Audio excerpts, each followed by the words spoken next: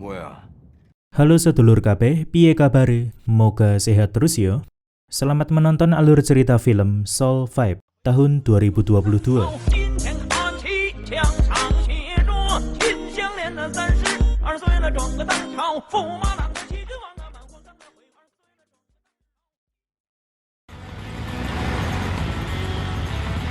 Bertempat di Arab Saudi tahun 1988.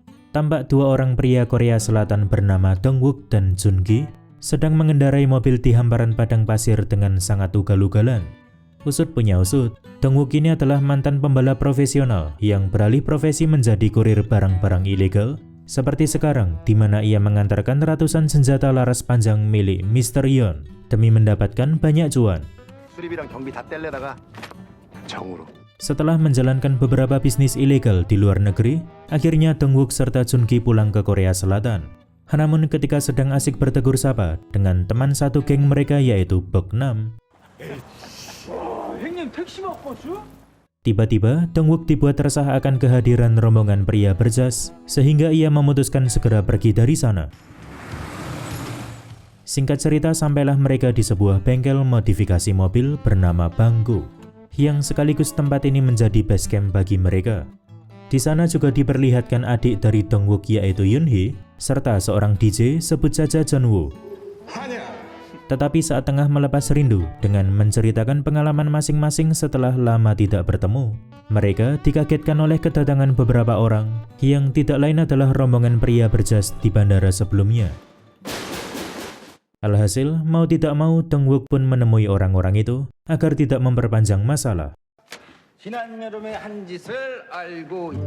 Ternyata, rombongan tersebut dipimpin oleh jaksa bernama An, di mana si jaksa ini telah menyelidiki kasus kejahatan Dongwook serta kawan-kawan. Mulai dari kejahatan besar seperti melakukan pengiriman barang ilegal, bahkan sampai kejahatan kecil seperti Bok-nam yang menjadi sopir taksi gelap karena tidak pernah membayar pajak, Yoonhee yang melakukan modifikasi mobil secara berlebihan sehingga melanggar lalu lintas, dan masih banyak lagi. Meski begitu, tujuan jaksaan datang kemari bukanlah untuk menangkap mereka, melainkan untuk mengajak bekerja sama, sebab dirinya sedang menghadapi masalah yang lebih besar. Diceritakan bahwa ada seorang pengusaha kaya raya sebut saja Prestir Kang In-suk dicurigai telah melakukan aksi pencucian uang dari pemerintahan periode sebelumnya. Nah, dikarenakan Prestir Kang ini adalah orang yang memiliki power sangat kuat, maka jaksaan tidak bisa menghadapinya secara belak-belakan. Itulah mengapa ia meminta pertolongan pada Dongwook untuk menjalankan sebuah misi rahasia. Diketahui kalau saat ini Prestir Kang sedang mencari seorang kurir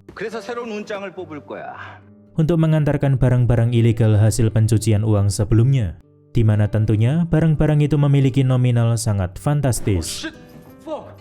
Maka dari itu Doi akan sangat selektif dalam memilih kurir barunya tersebut, yaitu dengan mengadakan lomba balap liar.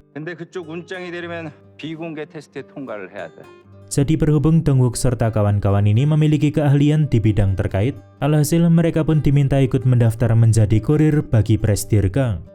Tujuannya agar jaksaan dapat memata-matai Prestir Kang dengan lebih dekat, sekaligus mengumpulkan bukti-bukti valid yang dapat menyeretnya ke dalam penjara.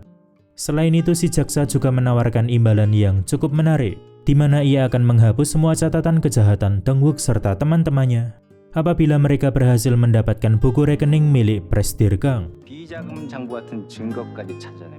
Sebab buku tersebut adalah bukti valid atas tindak pencucian uang. Singkat cerita, Dongwook pun setuju dengan tawaran tadi.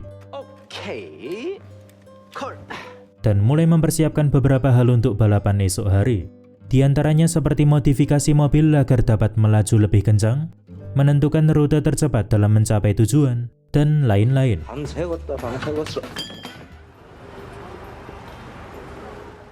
Sampai akhirnya tibalah hari penentuan. Di suatu jalanan kota, tampak para peserta balapan telah bersiap di garis start, yang notabene mereka adalah pembalap profesional. Di sana, Dongwook juga bertemu musuh bebuyutan di kampung halamannya sebut saja Galje, yang juga akan berpartisipasi dalam balap liar. Peraturan pada balap liar kali ini sangatlah simpel, di mana para peserta hanya diminta mengantarkan sebuah benda berbentuk lingkaran menuju suatu tempat yang telah ditentukan. Mereka pun bebas menentukan rutenya masing-masing, bahkan juga diperbolehkan untuk menjatuhkan satu sama lain. Tak berselang lama setelah peraturan disampaikan, akhirnya balapan pun dimulai. Di sini Dongwook mengendarai mobilnya dengan sangat lihai, meski pada saat itu jalanan kota sedang ramai dilalui warga.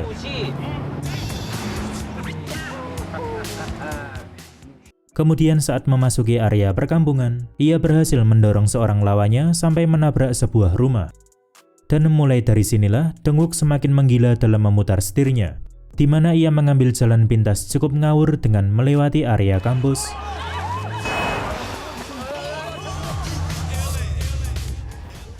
Melewati gang super sempit yang sedang digunakan warga beraktivitas, lalu kembali ke jalan raya sambil menabrak mobil Galji hingga keok. Kemudian saat Dongwook harus berhadapan dengan salah seorang musuh terberatnya, sayang sekali mobilnya malah ngadat akibat benturan sebelumnya.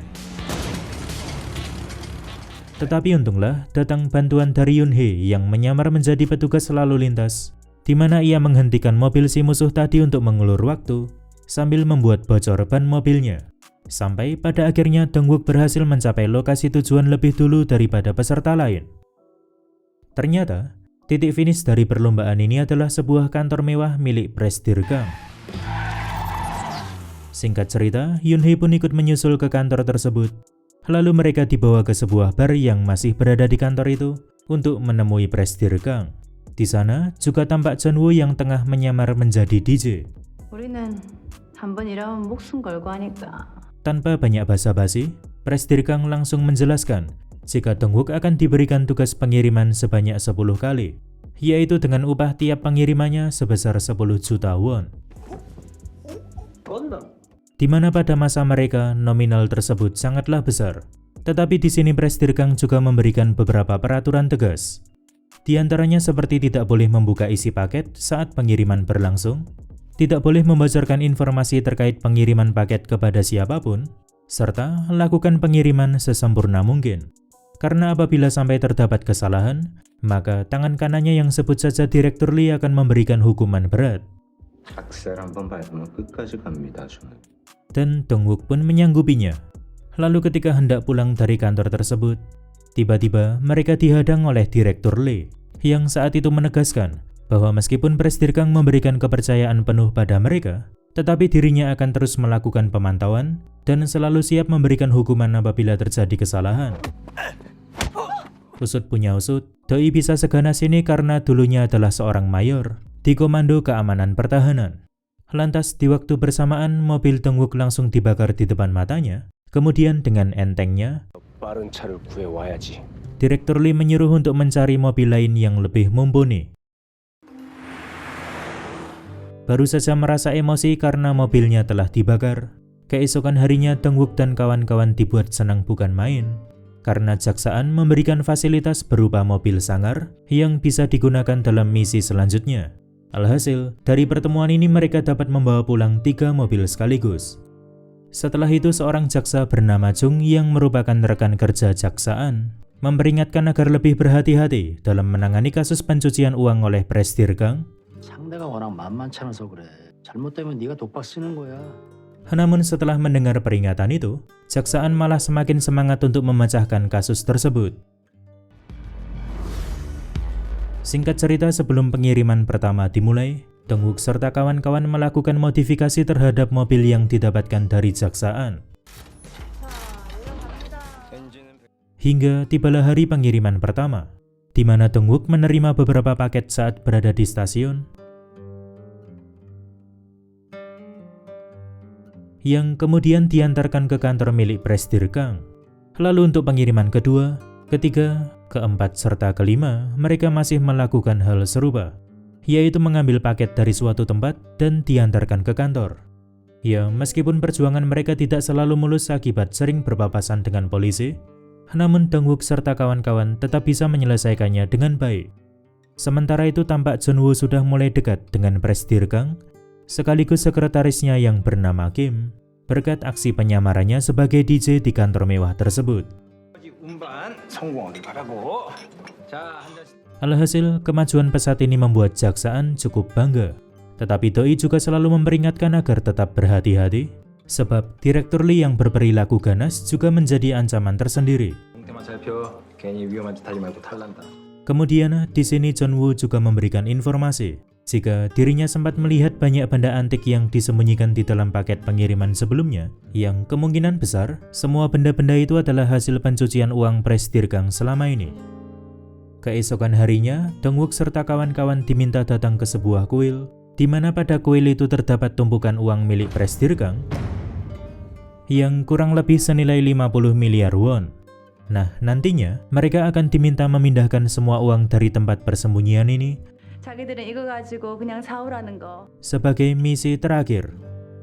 Singkat cerita, mereka kembali meneruskan job desk sebagai kurir seperti biasa, dan semuanya berjalan mulus tanpa kendala apapun. Seiring berjalannya waktu, kehidupan mereka juga tampak lebih makmur dari sebelumnya berkat bayaran besar dari Presdirgang. Bahkan tidak berhenti sampai di situ. 일 없으니까 마음껏 즐기세요.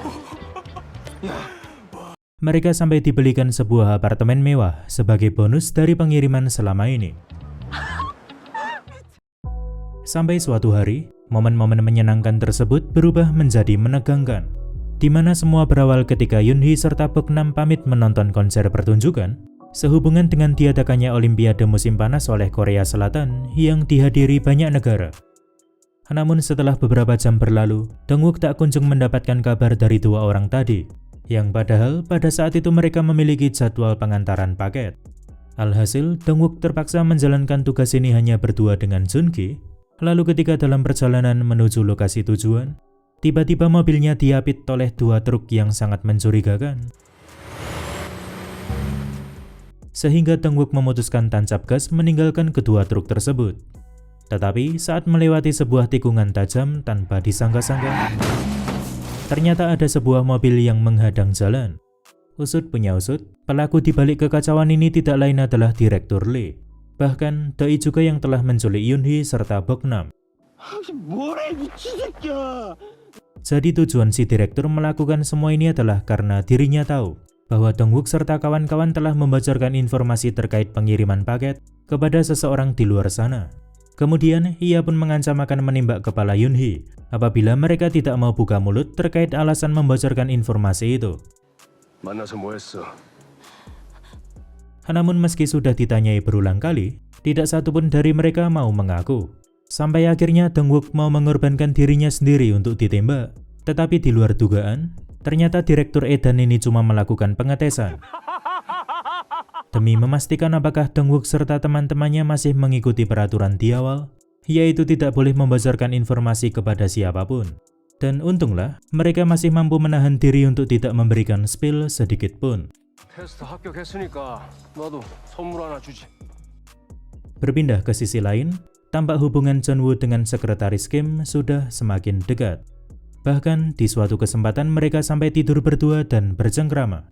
Tetapi tujuan utama John Woo bukanlah hanya untuk menjalin cinta, melainkan ia hendak menduplikat sebuah kunci yang merupakan akses untuk menuju ruangan pribadi milik Presdirgang. Namun amat sangat disayangkan, meski John Woo berhasil mendapatkan salinan kunci tadi, di saat bersamaan Dongwook malah memutuskan untuk berhenti dari misi ini, sebab jika diteruskan pasti nyawa mereka akan dalam bahaya. 나도 목숨 걸고 온 거야. 윤이랑 복남이 형 다 죽을 뻔했다고 이 등신 새끼야. Alhasil, terjadilah sedikit pertengkaran di antara mereka, sampai akhirnya mereka memutuskan mengambil jalannya masing-masing. Keesokan harinya tampak John Woo, Yoonhee, Boknam serta Joongi datang menemui Jaksaan, di mana mereka menyatakan akan tetap meneruskan misi walau tanpa Dongwook, karena sudah kadung emosi atas kejadian memalukan sebelumnya. Tujuan utama kali ini adalah mengambil buku rekening milik Presdirgang yang terdapat pada ruangan pribadi di kantornya, tidak lain bermodalkan kunci duplikat sebelumnya. Jadi seperti yang sudah dijelaskan di awal, apabila buku rekening tersebut akan menjadi modal dalam menyeret pelaku pencucian uang ke dalam penjara. Di sini, Yunhee pun menyamar menjadi petugas kebersihan kantor, sedangkan Junwoo bertugas mengalihkan perhatian para penjaga di sana dengan berpura-pura mesin DJ-nya rusak. Sehingga saat para penjaga dibuat sibuk olehnya, Yunhee bisa dengan leluasa masuk ke ruangan pribadi milik Presidir Kang yang kebetulan saat itu sedang ditinggalkan. Singkat cerita, buku rekening berhasil ditemukan. Tetapi sayang sekali, gerak-gerik mencurigakan Yunhee memancing perhatian para pegawai lain di sana, sehingga terjadilah pengejaran yang cukup sengit, sampai pada akhirnya tiba-tiba Dongwook muncul menyelamatkannya. Sementara di sisi lain, Junwoo juga berhasil mengalihkan perhatian Presidir Kang yang baru saja tiba di kantor, seperti seolah tidak pernah terjadi apa-apa.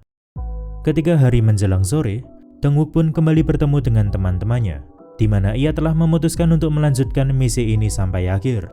Sedangkan di tempat lain, aksi pencurian buku rekening ternyata telah diketahui oleh Presidir Kang yang langsung meluapkan amarahnya pada Direktur Lee sambil meminta untuk segera membereskan masalah ini.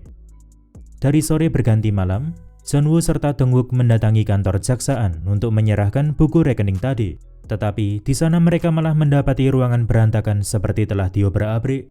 Lalu ketika hendak pergi dari sana, samar-samar terdengar suara teriakan dari seseorang. Alhasil, Junwoo memutuskan untuk mengeceknya, sementara Dongwook diminta untuk bersiap-siap di mobil lebih dulu.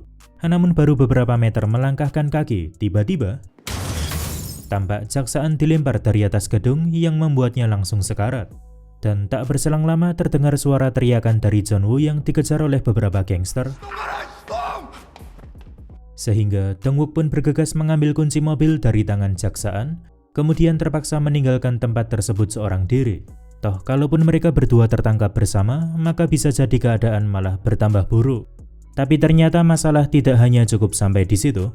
Keesokan harinya, Dongwook serta kawan-kawan dibuat cukup syok ketika mendapati bengkel mereka dibakar habis. Yang tidak lain semua ini adalah ulah Direktur Lee.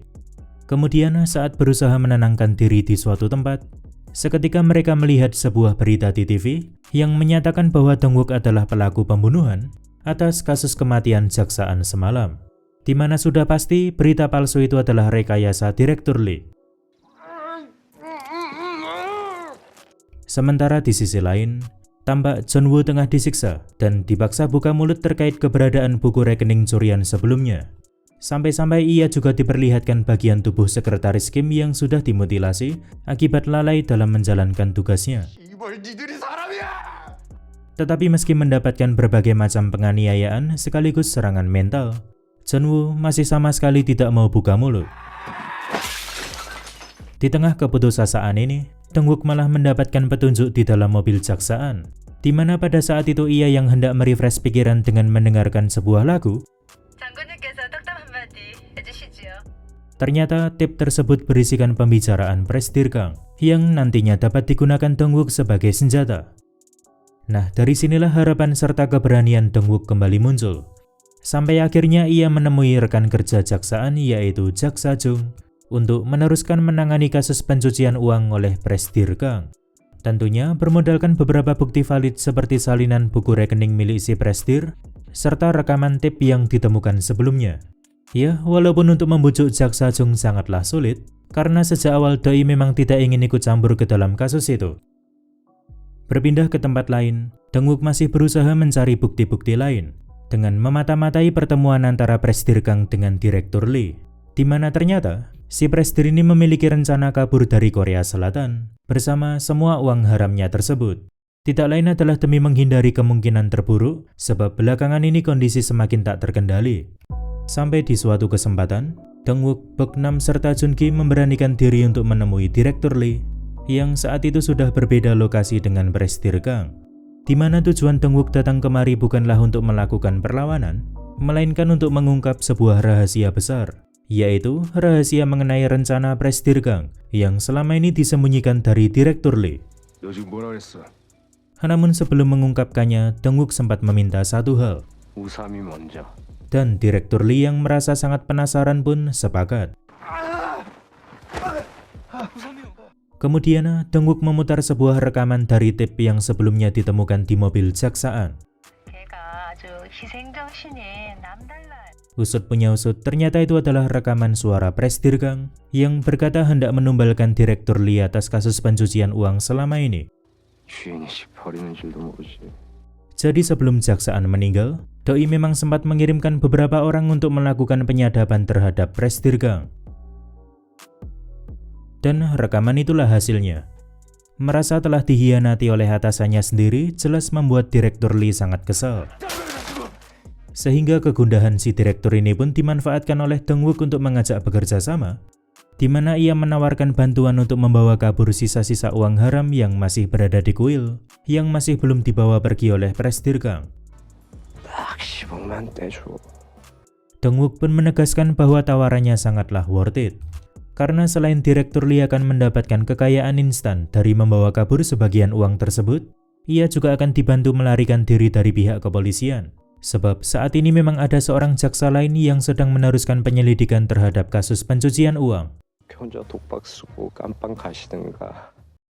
Keesokan harinya, tampak Dong Wook datang menemui Galji untuk meminta bantuan, di mana ia hendak meminjam bengkel Galji 1 hari ke depan dalam rangka mempersiapkan sebuah rencana besar. 너는 절대 안 돼. Meski awalnya Galji sempat menolak, tapi akhirnya ia berubah pikiran setelah ditawarkan hadiah menarik.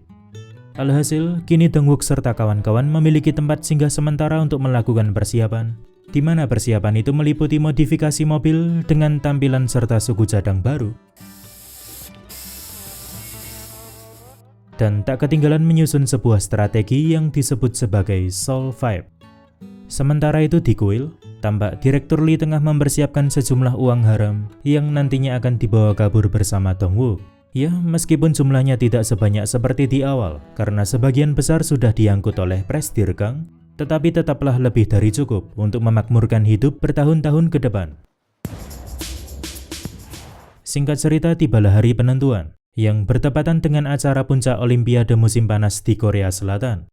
Di sini, tampak Presdirgang yang tengah memindahkan sebagian besar uangnya ke dalam pesawat, sambil menunggu sisanya yang sekarang masih berada di kuil, tanpa tahu bahwa sebenarnya Direktur Lee hendak membawa kabur sisa uang tersebut darinya. 이놈의 조선 땅. Singkatnya, beberapa kotak berisikan uang pun diangkut ke mobil Dong Wook, lalu dimulailah perjalanan menuju pelabuhan Incheon, di mana Direktur Lee akan pergi dari Korea Selatan menggunakan kapal. Sementara di saat bersamaan, tampak Yoon-hee berhasil menyelamatkan Jeon-woo dengan cukup mudah berkat minimnya penjagaan di kuil usai ditinggal pergi oleh rombongan Direktur Lee. Kemudian di sini Jun Kim menembakkan flare dari pinggiran sungai yang bertujuan untuk memberikan informasi bahwa Jeon-woo berhasil diselamatkan, sehingga Dong Wook bisa lanjut ke tahap berikutnya dari strategi yang telah dibuat. Pertama-tama ia menjatuhkan anak buah Direktur Lee dari mobilnya. Setelah itu tancap gas meninggalkan rombongan.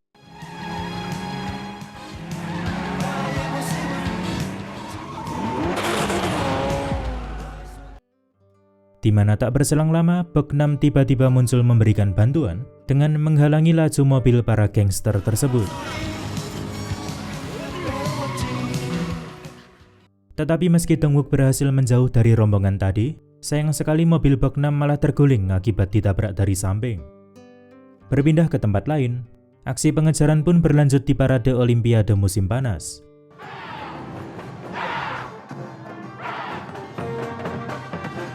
Kali ini, Dong Wook mendapatkan bantuan dari Galji yang saat itu memegang mesin asap dengan menembakkan banyak asap ke arah mobil Direktur Lee hingga membuat pergerakannya terhambat. Namun meski sudah dihalangi berkali-kali, tampaknya si direktur masih getol melakukan pengejaran, bahkan ia sampai melepaskan beberapa tembakan. Beralih sebentar ke Bok-nam, di saat kondisinya sudah benar-benar kelengar akibat tabrakan sebelumnya, ditambah lagi Doi juga melihat percikan listrik yang dapat membuat mobilnya terbakar. Untunglah tak berselang lama Jeon-woo datang dengan gaya berkendara cukup epik, lalu memberikan pertolongan tepat waktu. Di sisi lain, Yoon-hee serta anggota geng motornya berusaha menghalangi penglihatan Presdirgang bermodalkan pewarna yang dilemparkan ke kaca mobilnya, sehingga pergerakan Dong Wook jadi lebih leluasa. Singkat cerita, akhirnya Dong Wook sampai di bandara, dan keberadaan mobilnya yang membawa beberapa kotak kayu pun dinotis oleh Presdirgang, di mana si Presdir mengira bahwa mobil tersebut memang mengantarkan uang miliknya, sebab ada mobil Direktur Lee mengikuti dari belakang. Di Di sini pengejaran sengit antara Direktur Lee dan Dong-wook masih berlanjut, sambil terus diiringi oleh Yoon-hee serta Jun-gi. Sampai di suatu kesempatan, tiba-tiba Jun-woo menabrak mobil si direktur dari samping dengan sangat keras, sampai-sampai membuatnya terpelanting hingga menabrak pembatas jalan. Kemudian saat jaksa Jung tiba di TKP untuk mengamankan Direktur Lee, seketika mobilnya meledak. Kembali ke dalam misi, tampak Dong-wook sedang berusaha masuk ke dalam pesawat Prestige yang dalam posisi lepas landas, di mana si Prestige memang sengaja membukakan pintu belakang pesawatnya, karena sepengetahuannya, mobil tersebut memang ditugaskan mengantarkan sebagian uangnya dari kuil. Tapi kemudian Doi dibuat kaget, bingung sekaligus kesal bukan main, setelah mengetahui bahwa orang di dalam mobil itu adalah Dong-wook, yang padahal sebelumnya telah berkhianat, sekarang malah mengantarkan uang-uangnya. Alhasil, Prestige langsung melampiaskan amarahnya pada Dong-wook, sambil mengucapkan beberapa kalimat yang malah membongkar semua aibnya sendiri. Padahal, saat itu Dong-wook telah menaruh sebuah kamera tersembunyi di belakang mobilnya, sehingga semua ucapan serta tingkah laku mak lampir ini dapat terekam jelas. Nah, setelah dirasa sudah cukup mengumpulkan bukti dari rekaman tersebut, lantas Dong-wook segera berusaha pergi dari sana, di mana ia bergegas membuka pintu belakang pesawat, menyangkutkan bagian belakang mobil ke semua tumpukan uang Prestige, kemudian terjun. Karena ternyata Dong-wook telah mempersiapkan beberapa parasut besar di mobilnya. Alhasil, Dong-wook berhasil selamat dari kejadian menegangkan tadi, dan kemenangannya ini pun berlangsung cukup manis, sambil diiringi oleh uang-uang Prestige yang berjatuhan dari langit. Beberapa hari kemudian, akhirnya Prestige ditangkap polisi atas kasus pencucian uang senilai 50 miliar won, berkat kerja keras Dong-wook serta kawan-kawan dalam mengumpulkan bukti-bukti kejahatannya selama ini. Sampai suatu hari setelah berkunjung ke makam jaksaan untuk memanjatkan doa, tanpa disangka-sangka, ternyata Dong-wook telah mengambil sejumlah uang saat menjalankan misi sebelumnya, di mana sudah pasti kehidupan mereka akan dibuat makmur dengan uang-uang tersebut. Your story